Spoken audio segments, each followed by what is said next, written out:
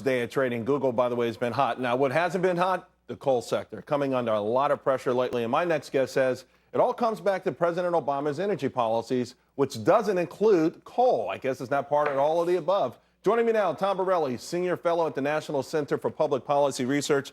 Tom, you've been speaking out on this a lot, but now we're really beginning to see your warnings. We're seeing it with coal stocks. We're seeing it with the rail stocks. And even in areas in this country that depend on these industries, they're starting to get hit pretty good, too. Oh, absolutely. I mean, President Obama, even before he was president, remember he said under his energy plan he wanted electricity prices to necessarily skyrocket. I can never forget that. That's what we're not going to forget that soon, too. So he took a direct shot at the coal industry. First, he tried cap and trade. We, the people, said, Congress, no, we don't want cap and trade. That did not stop President Obama. He's using the regulatory agency, the EPA, to throw regulation after regulation against that industry. And utilities are afraid to use coal because of the skyrocketing regulatory costs. And now coal production, in terms of the amount of electricity used, is way down. So it's a really, really bad market. Although, you look at the pie chart, coal is like 50% of electricity. They're not going to, what can they, well, I guess nat gas, because it's so cheap, is also playing a role. Isn't that?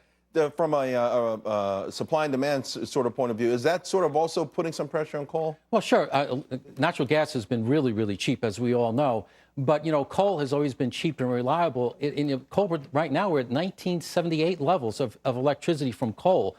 I think it's under 40% now because of these regulations. Under 40%? It used to be over 50% or something. It used to be 46, really? Right. That's the war. And if you look at the coal stocks, it's pretty evident what's going on. In the past, I've heard President Obama hint at that there might be such a thing as a clean coal, that, that's not an oxymoron. But to your point, I haven't heard him mention it at all. No. When he talks about his all of the above strategy, when he went to four states, right? He went to solar, he went to pipeline, but he didn't go to coal. Yeah, that's his apology tour. That's his fossil fuel apology tour. But he's not going to go in West Virginia because he's going to put those people in West Virginia, out of work and out of jobs. And who knows what those Democratic senators are doing, Joe Manchin and Jay Rockefeller. When I read your work and I listen to you, it starts to feel almost like these areas where these people really depend on this is sort of like a Steinbeck novel or the lyrics from City of New Orleans. We're going to just start to see broken down cities and towns and people who are desperate once again.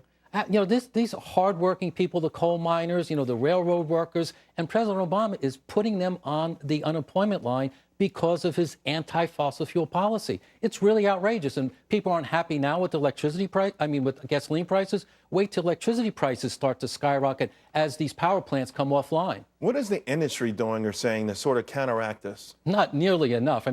My God, Charles, if the President of the United States says, I'm going to put, I want electricity prices to skyrocket, and you sit back and do nothing, he declared war on them. Why? Are they intimidated? Because absolutely. I guess since the EPA was able to usurp the Congress, they can do anything. So in other words, take what we give you, because I've read where they all said, yeah, we're going to refit the plants, but give us more time. Now, none of them, they're just saying, okay, just don't beat us up too much. Right. Well, it's the utilities. Utilities have a choice of fuels. They're being forced, by the boot of government out of coal. So now they're going to be forced into natural gas, which may be fine, but there's going to be transition costs. And then, of course, the real end is to please President Obama's crony capitalist pals who are in the renewable energy. And as to drive that. As all this is playing out, Tom, also households pay a price, right? Our electricity bills, we were very lucky. This was not a winter, but certainly over a period of time, if we take coal out of the equation, because we've got enough coal, I understand we're like...